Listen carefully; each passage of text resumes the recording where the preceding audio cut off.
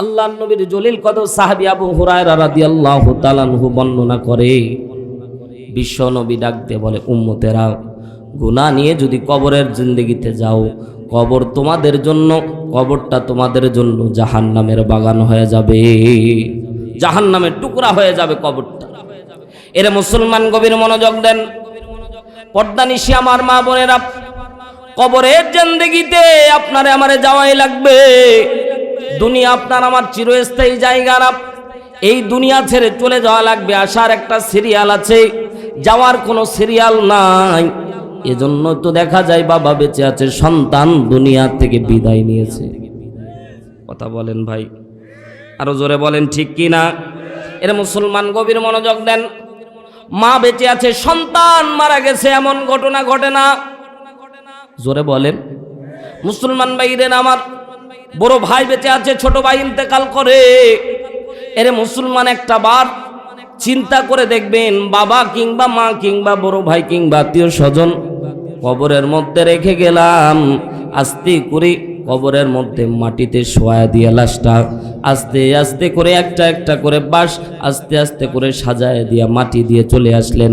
এরে মুসলমান, পাশে কবরের স্থান আছে, চিরস্থায়ী সাক্ষী আমার পাশে দাঁড়ায় আছে। এরে মুসলমান, কবরের পাশে যায় সারা জীবন যদি চিৎকার দিয়ে আব্বা আব্বা কয় ডাকবেন, বলেন দেখি আব্বা কি ডাকে সাড়া দেয়? মা মা কয়া সারা জীবন ডাক দেন। সেদিন পাবনার মধ্যে একটা ভিডিও দেখলাম, এক পাগলের বাবা মা মারা গেছে, পাগল আর অন্যদিকে যায় না, পাগল কবরের মধ্যে যায় বাবা বাবা বলে চিৎকার দিয়ে কান্না করতেছে। মানুষজন তাদের আদর করে নিয়ে যায় ভাত খাওয়াচ্ছে, কিন্তু তার তৃপ্তি ভরে না। কবরের পাশে এসে মা মা বলে চিৎকার দিয়ে কান্না করে, পাড়া প্রতিবেশী আদর করে নিয়ে যে গোসল করায় খাওয়ায়, কিন্তু থাকে না।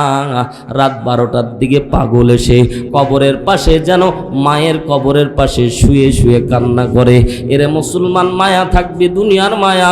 আপনি আমি যখন বাবা মারা যাই, পাগলের মতো কান্না করে সন্তান, কলাকাটা কবুতরের মতো কান্না করে বউ, কলাকাটা কবুতরের মতো কান্না করে সন্তানেরা।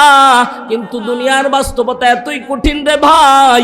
আপনার আমার এই মুহূর্তে যদি মৃত্যু হয়ে যায়, আগামী সকাল পর্যন্ত অপেক্ষা করবে না রে ভাই। সকাল হওয়ার আগেই দেখবেন আত্মীয় স্বজন রাত জেগে জেগে আপনার জন্য কবরের স্থানে একটা কবর খনন করবে। কথা বলেন, জোরে বলেন ঠিক কিনা? আপনার জন্য সকাল পর্যন্ত দেরি করবে না।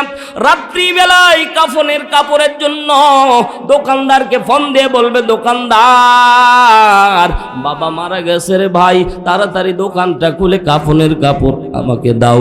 এরে মুসলমান, কত যশ খ্যাতি নাম খ্যাতি আপনার দুনিয়ার মধ্যে, কত সম্পদের বড়াই, 10 তলা বাড়ি 20 তলা বাড়ি, আপনার কোটি কোটি টাকার ব্যাংক ব্যালেন্স আছে। আল্লাহর কসম করে বলি, এখনই আপনার মৃত্যু হয়ে গেলে দুনিয়ার সব পড়ে থাকবে। কথা বলেন ঠিক কিনা? প্রাণ পাখি উড়ে যাবে পিঞ্জির ছেড়ে, ধরা ধামে সবই রবে, তুমি যাবে চলে। বন্ধু বান্ধব যত, মাতা পিতা তারা শত, বন্ধু বান্ধব যত, মাতা পিতা তারা শত, সকলই হবে তোমার পরে। মন আমার কেন বান্ধ দালান ঘর? কথা বলেন ঠিক কিনা? একদিন মাটির ভিতরে হবে ঘর রে মন আমার, কেন বান্ধ দালান ঘর রে মন আমার, কেন বান্ধ দালান ঘর। দেহ তোমার চর্মচর গলে পচে যাবে,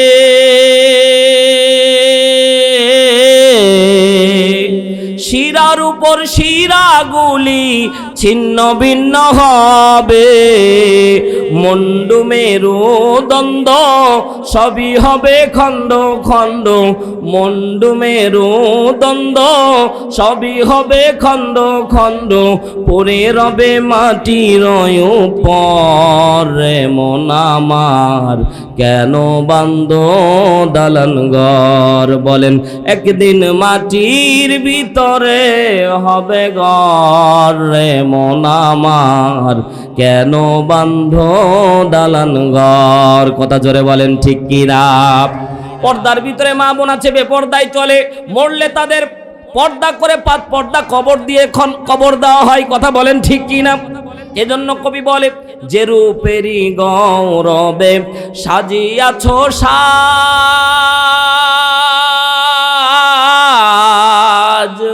সোনা দানা টাকা করি রাজকী পোশাক, যেদিন প্রাণ চলে যাবে সবই পরে রবে, প্রাণ চলে যাবে সবই পরে রবে, গায়ে দেবে মার কিন থান রে। মন আমার কেন বান্ধ দালান ঘর, একদিন মাটির ভিতরে হবে ঘর রে। মন আমার কেন বান্ধ দালান ঘর, কথা বলেন ঠিক কিনা।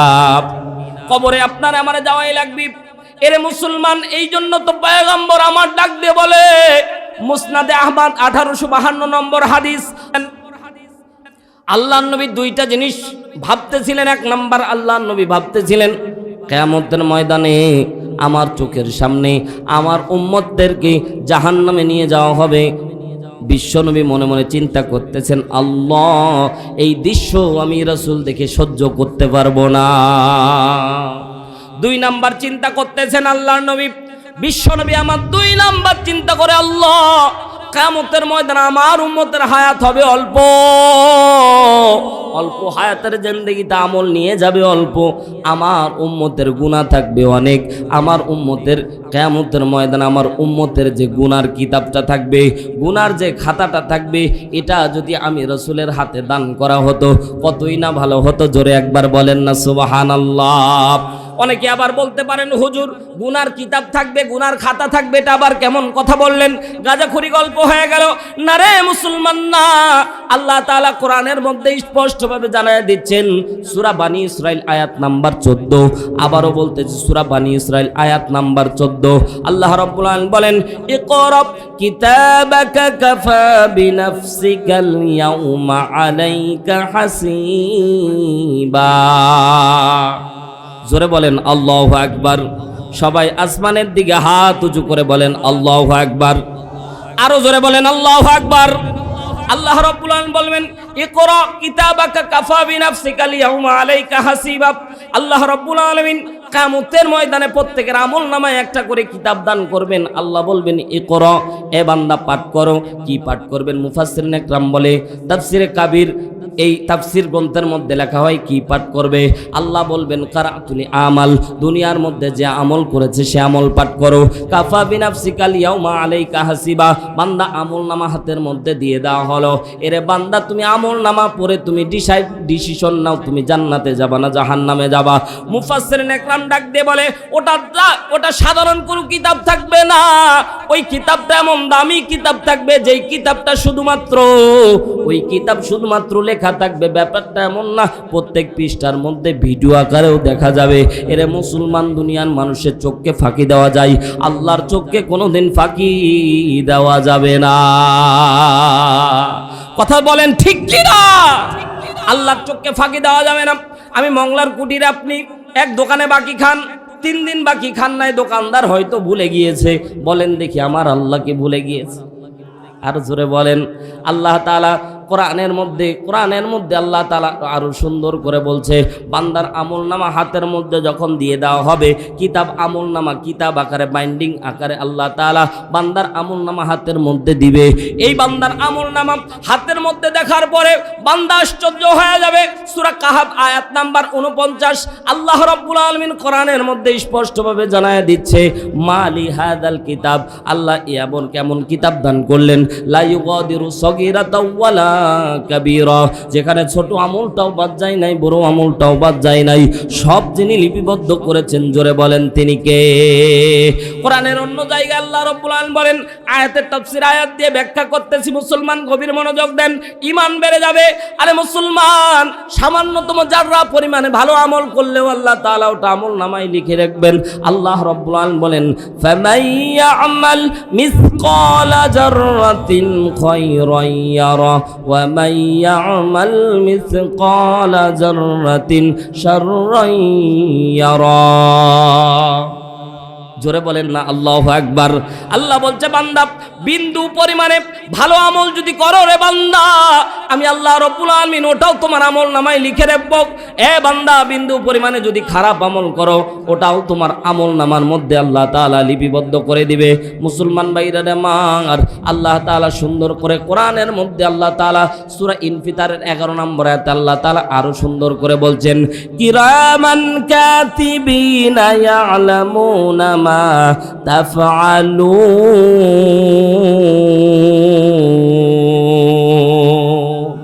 ইমানদারের মতো আওয়াজ তুলে জোরে একবার বলেন না আল্লাহু আকবার। আল্লাহ রাব্বুল আলামিন বলেন কিরামান কাতিবিন। আমরা মনে করি কিরামান কাতিবিন মানে দুইজন ফেরেশতা, কিরামান একজন, কাতিবিন আরেকজন, দুইজন আমরা মনে করি, ঠিক না? কিন্তু আজকে শিখেন, কিরামান কাতিবিন এটা দুইজন ফেরেশতা না ভাই। ব্যাখ্যা দেখেন, শব্দের দিকে খেয়াল করেন। কিরামান, আপনারা কি রাগ করতেছেন? এভাবে অল্প সময় যদি চালাই আপনারা কি থাকবেন ইনশাআল্লাহ? এ ভাই, দামি দামি আমল আপনাকে শিখায় দেব। আমরা মুসলমান অনেক কোরআন থেকে হাদিস থেকে অনেক দূরে চলে গেছি, একটু মহব্বতের সহিত অল্প একটু সময় দেন, ইনশাআল্লাহ। আমি মেহমান, আমি মুসাফির মানুষ, অনেক দূর থেকে এসেছি, কিছু আপনাদেরকে কিছু দিব কোরআন এবং হাদিস থেকে। ও ভাই, হেদায়েতের মুহতাজ সবাই না। আল্লাহ হাজার মানুষকে দ্বীনের জন্য কবুল করে না, দ্বীনের জন্য কবুল করে মুখলেস বান্দাদের। সুবহানাল্লাহ বলেন। হাজার হাজার মানুষকে আল্লাহ তাআলা কবুল করে না, কবুল করে যারা জান্নাতি তাদেরকে। জোরে বলেন সুবহানাল্লাহ। তো বলতেছিলাম, কিরামান শব্দের অর্থ হচ্ছে সম্মানিত। কি? কিরামান কোনো নাম না, কিরামান শব্দের অর্থ সম্মানিত। জোরে বলেন কি? সম্মানিত।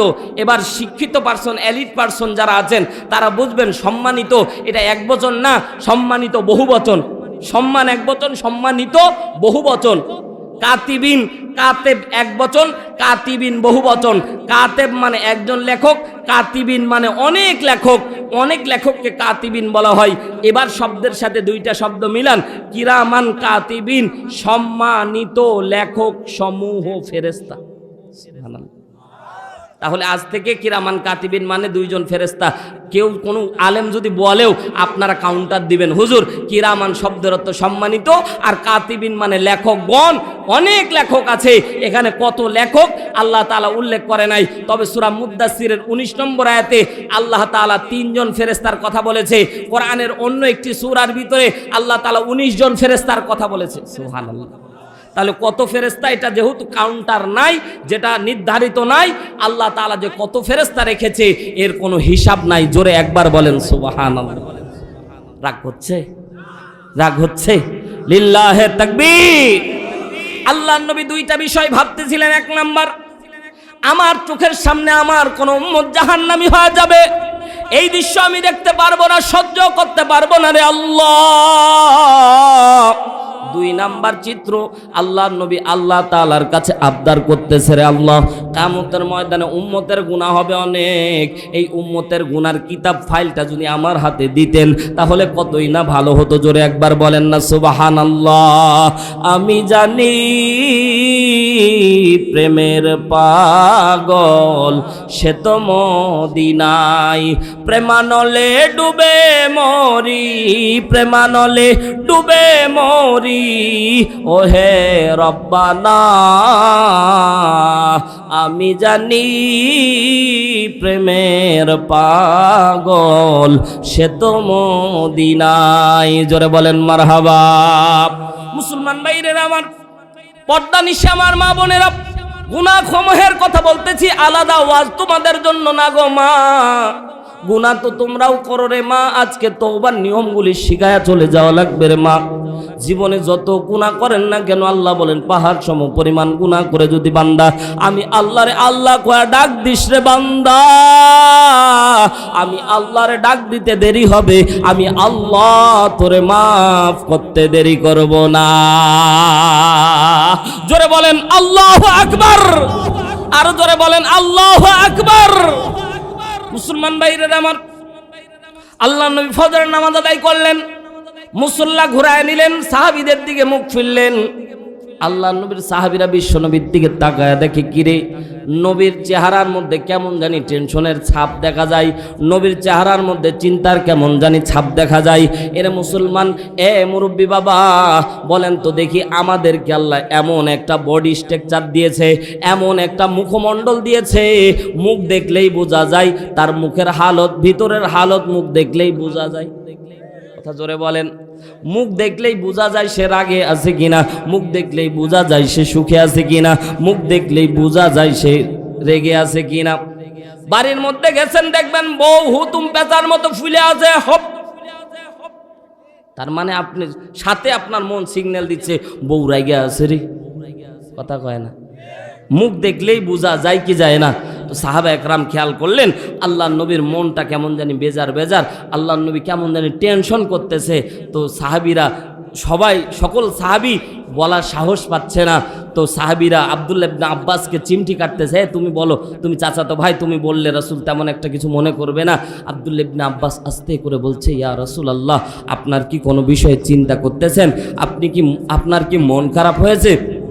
আল্লাহ নবী সাল্লাল্লাহু আলাইহি সাল্লাম বলছেন, সাহাবী আমি একটা বিষয় নিয়ে খুব চিন্তা ভাবনা করতেছি, তবে আল্লাহ যদি কোনো ফয়সালা না দেয় আমি কারোর সাথে শেয়ার করব না।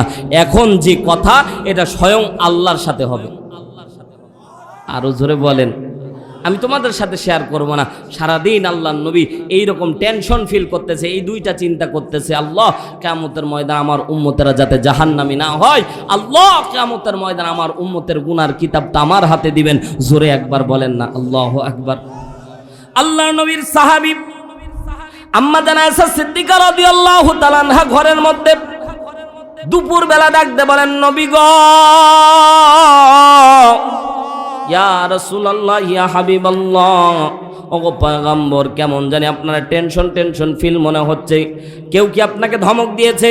কেউ কি আপনাকে রাগ দেখিয়েছে?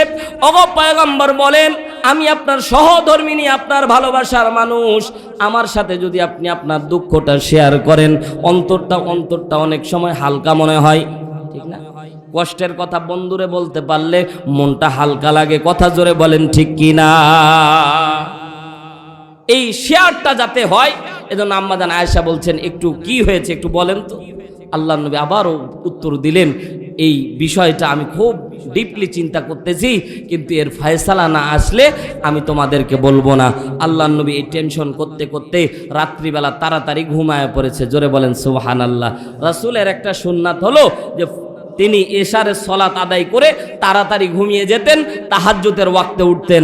আর আমাদের নিয়ম হলো আমরা ঘুমাইতে ঘুমাইতে তাহাজ্জুদ ওয়াক্তে ঘুমাই, ফজর কাজা। কথা বলেন ঠিক কি না? কেমন করে ঘুমাও তুমি ফজর করে কাজা,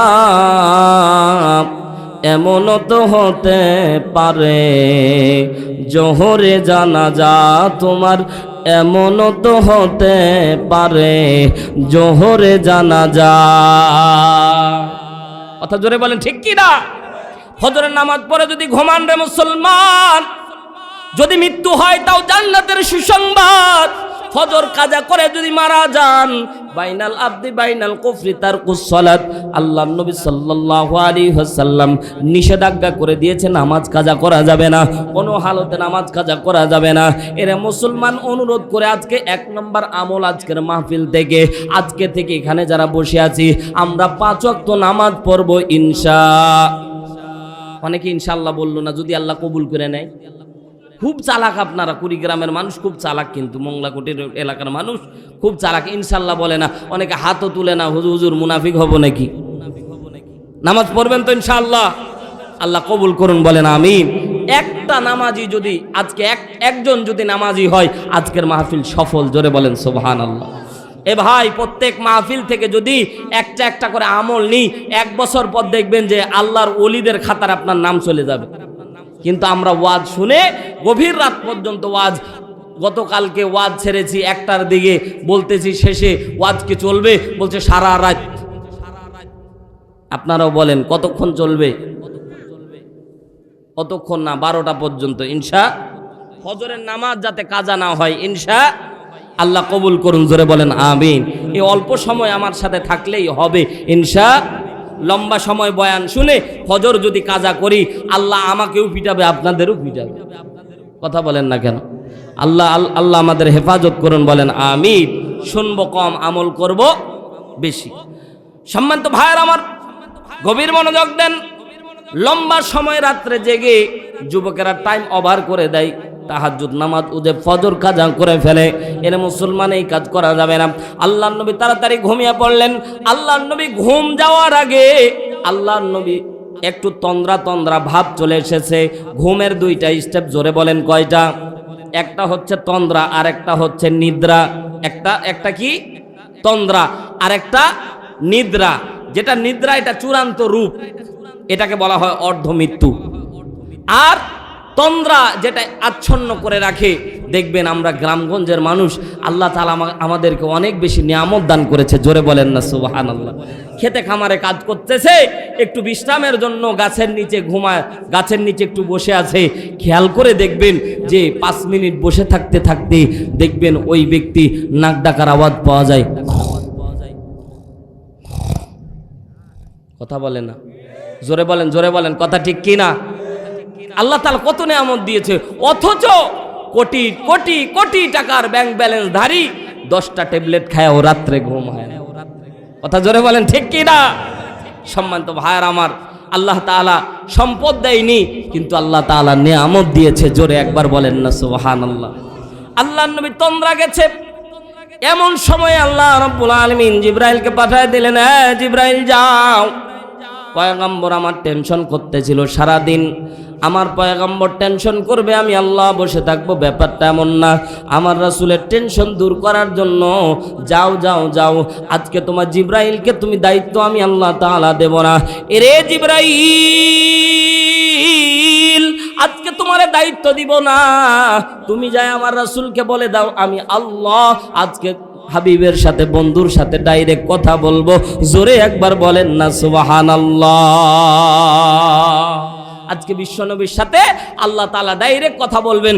জিবরাইল এসে সালাম দিলেন, আসসালামু আলাইকা ইয়া রাসূলুল্লাহ, ও পয়গম্বর আপনি উঠুন, আল্লাহ তাআলা আপনার সাথে কথা বলবে। আল্লাহর নবী তন্দ্রার ভিতরে আছে, আল্লাহ তাআলা, জিবরাইল স্কিপ হয়ে গেলেন, আল্লাহ তাআলা বিশ্বনবীকে সালাম দিচ্ছে, আসসালামু আলাইকা ইয়া হাবিবাল্লাহ। আরো জোরে বলেন সুবহানাল্লাহ। ইন্নাল্লাহা ওয়া মালাইকাতাহু ইউসাল্লুনা আলান নবী। আরো জোরে বলেন আল্লাহু আকবার। আল্লাহর নবীকে আল্লাহ সালাম দিলেন কেন? তাফসীরে রুহুল মানির ভিতরে উল্লেখ করা হয়েছে, আল্লাহ তাআলা বিশ্বনবীকে বোঝাতে চাইলেন, হাবিব আমি আপনার সাথে কথা বলবো, কথা বলার পূর্বে যেই কাজটা সর্বপ্রথম করা জরুরি সেটা হচ্ছে সালাম বিনিময় করা, জোরে বলেন কথা ঠিক কিনা? এই জন্য হাদিসের মধ্যে আল্লাহর নবী বলছে, আসসালামু ক্বাবলাল কালাম, কথার বলার পূর্বে তোমরা সালাম দাও, জোরে একবার বলেন সুবহানাল্লাহ। লাভ কি হবে দেখেন, সমাজের ভিতর সালাম প্রচলন করলে হিংসা দূর হয়ে যাবে, বিদ্বেষ দূর হয়ে যাবে, মারামারি দূর হয়ে যাবে, জোরে একবার বলেন না সুবহানাল্লাহ।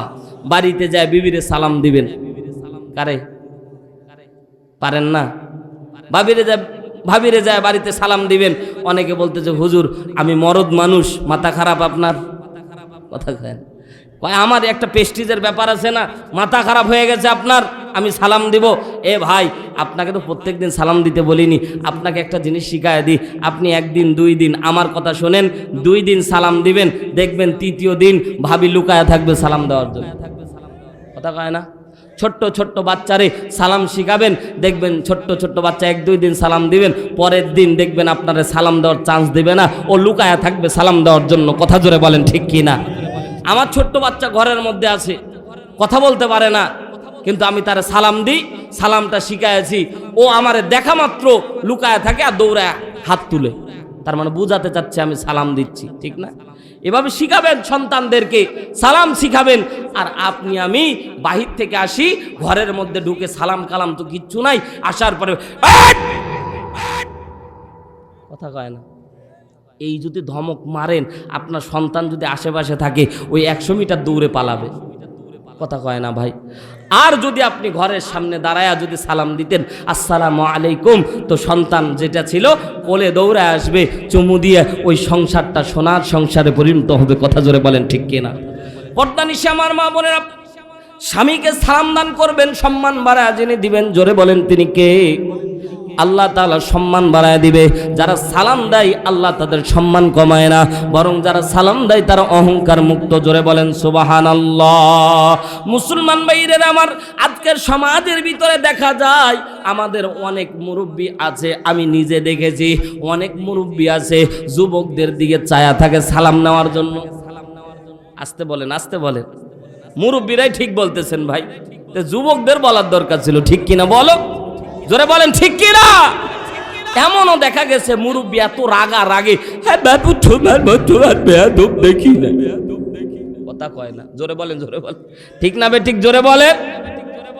তা আমি বলি, মুরব্বি চাচা ধমক টমক না দিয়ে তুমি একদিন ওই যুবকরে সালাম দিবা, বাবা আসসালামু আলাইকুম, আল্লাহর কসম একদিন সালাম দিয়ে যাও মুরব্বি, পরের দিন তুমি ওই রাস্তা দিয়ে গেলে ওই যুবক যদি দূরেও থাকে দৌড়ায় এসে তোমার সালাম দিবে।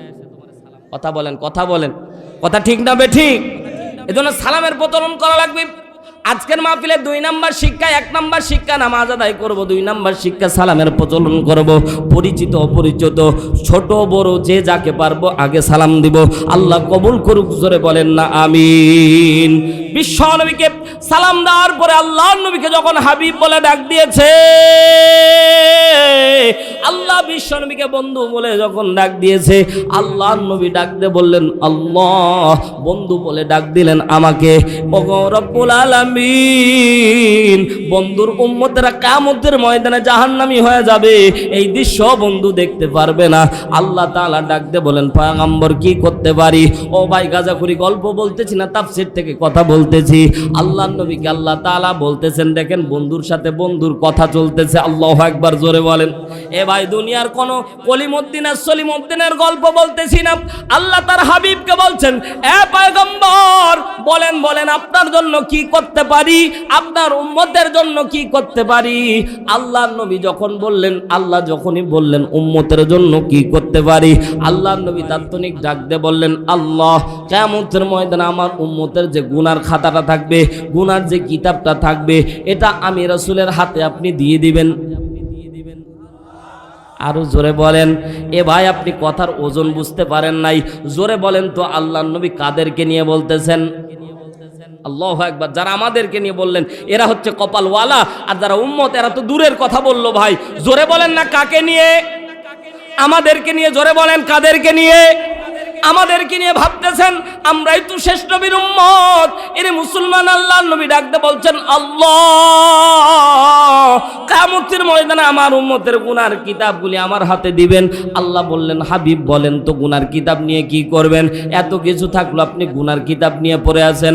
আল্লাহর নবী বলছেন আল্লাহ, গুনার যে পৃষ্ঠাগুলি আছে পৃষ্ঠাগুলি ছিঁড়ে দেব, পৃষ্ঠা ছিঁড়ে দিলে গুনাহ তো আর থাকবে না, আমার উম্মতরে নিয়ে জান্নাতে চলে যাব। আর জোরে বলেন না সুবহানাল্লাহ। এরে মুসলমান, আল্লাহ তাআলা বিশ্বনবীকে ডাক দিয়ে বললেন পয়গম্বর আপনি যা ভাবতেছেন তা না, অতগুলো গুড় হাফ কেজি না। আপনি যা ভাবতেছেন কিয়ামতের ময়দান থাকবে ভিন্ন চিত্র। কিয়ামতের ময়দানে কেউ কাউকে চিনবে না, আপনার উম্মতের জন্য আপনি পেরেশান থাকবেন, এটা আমার নিয়ামত ও হাবিব। কিয়ামতের ময়দানে কেউ কাউকে চিনবে না। আর এই অবস্থায় যদি আপনার উম্মতের গুনার পৃষ্ঠাগুলি আপনার হাতে দিয়ে দেই, আপনি যদি ছিঁড়ে দেয় আপনার উম্মতরে জান্নাতে নিয়ে চলে যান, তাহলে দুনিয়ার স্বৈরাচার আর আমি আল্লাহর মধ্যে তো পার্থক্য থাকলো না। কারণ দলের এজেন্ডা বাস্তবায়ন যারা করে, এরা যত অপরাধ করুক না কেন সমাজের ভিতরে এদের কোনো অপরাধ ধরা পড়ে না। কথা জোরে বলেন ঠিক কিনা? এজন্য আল্লাহ তাআলা আয়াত নাযিল করে বিশ্বনবীকে বললেন, ইন্নাল্লাহা লা ইয়াজলিমু মিসকালা যাররা। তাফসীর থেকে কথা শুনেন, আল্লাহ বললেন, হাবিব আমি কিয়ামতের ময়দানে কারো উপর জুলুম করব না। আল্লাহর নবী সাল্লাল্লাহু আলাইহি ওয়াসাল্লাম কথাটা শোনা মাত্র লজ্জা পেয়ে গেলেন। আহারে সুযোগ দিল, আল্লাহ কি বলতে কি বলে ফেললাম। নবী মুসার মতো বলতেই থাকলাম, বাসালের মতো ভুল বলে ফেললাম। আল্লাহর নবী লজ্জা পেলেন, মাথাটা নিচু করলেন। আল্লাহ তাআলা বুঝতে পারলেন নবী আমার মন খারাপ করেছে, নবী আমার লজ্জা পেয়েছে। নবী মাথা নিচু করে ফেলার কারণে আল্লাহ রাব্বুল আলামিন সূরা তাহরিমের ৮ নম্বর আয়াত বিশ্ব নবীর উপর নাজিল করে দিলেন। জোরে বলেন সুবহানাল্লাহ। এবার বুঝে থাকলে জবাব দেন তো, এই ঘটনাটা ঘটতেছে কোথায়? ঘুমের ভিতরে। কিসের ভিতরে? জোরে বলেন কিসের ভিতরে? ঘুমের ভিতরে। এখন মজার ব্যাপার বলি, অনেকে বলবেন হুজুর ঘুমের ভিতরে এই গাঁজাখুরি গল্প কই পাইলেন?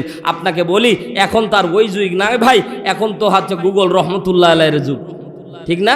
মোবাইলের মধ্যে সার্চ দিবেন ওহী নাজিলের পদ্ধতি কয়টি, গুগল আপনাকে উত্তর দিবে 7টি। জোরে বলেন কয়টি? ওহী 7টি পদ্ধতিতে নাজিল হয়। আমরা মুসলমান এতই